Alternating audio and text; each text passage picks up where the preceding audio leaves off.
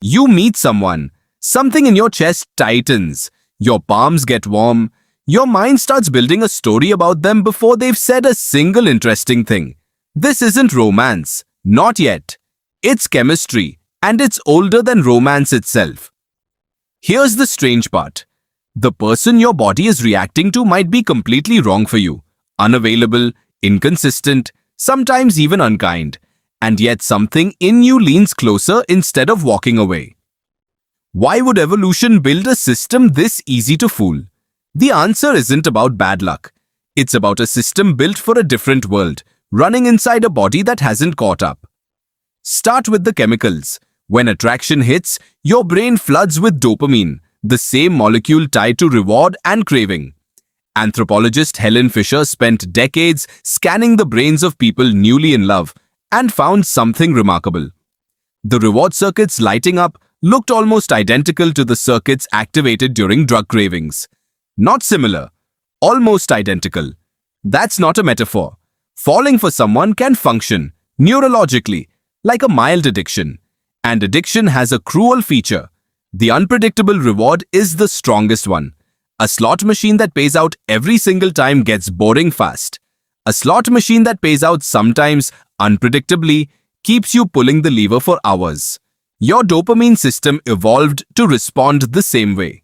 Someone who is warm, then distant, then warm again, doesn't calm your nervous system. They hijack it. This is why the person who texts back inconsistently can feel more magnetic than the one who always shows up. Consistency feels safe. But safety was never what this particular circuit was built to chase. It was built to chase novelty, uncertainty, and the ache of almost. Now go back further. Before dopamine, before dating apps, before any concept of romance as you know it, there was attachment. And attachment research tells an even stranger story. In the 1950s, psychologist Harry Harlow ran a series of experiments on infant monkeys separated from their mothers. He gave them two artificial replacements. One was made of bare wire but held a bottle of milk. The other was made of soft cloth but offered no food at all. Logically, the infants should have clung to the one that fed them. They didn't. They clung to the soft one. They ran to it when frightened. They used it as a base to explore from. Comfort, not sustenance, was what the infant brain prioritized. Contact, warmth, familiarity. This finding helped launch what's now known as attachment theory, later formalized by psychiatrist John Bowlby, who argued that humans are wired from infancy to seek closeness to a caregiver. Not because that person is necessarily reliable, but because closeness itself once meant survival. What does a monkey experiment from decades ago have to do with your love life? Everything. Because the attachment style you formed as a child, whether your caregivers were consistent or unpredictable, doesn't disappear when you grow up. It becomes the template your nervous system reaches for in every close relationship after.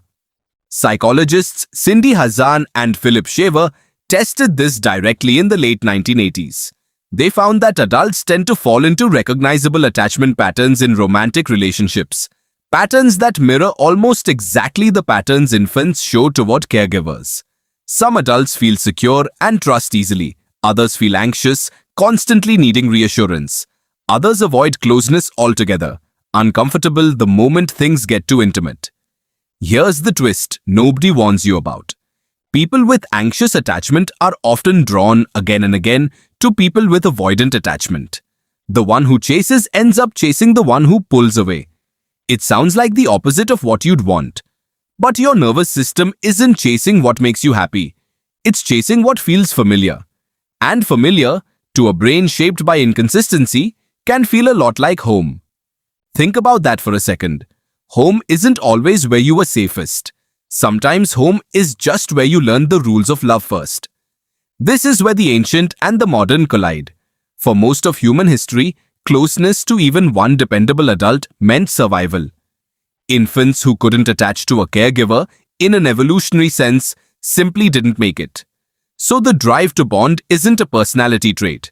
It's a survival mechanism, thousands of generations deep, still running in a body that no longer needs it to stay alive, but still feels like it does. Your body doesn't know the difference between then and now. It reacts to emotional distance the way your ancestors' bodies reacted to physical danger. A partner pulling away doesn't just disappoint you. Somewhere underneath the surface, it registers as threat.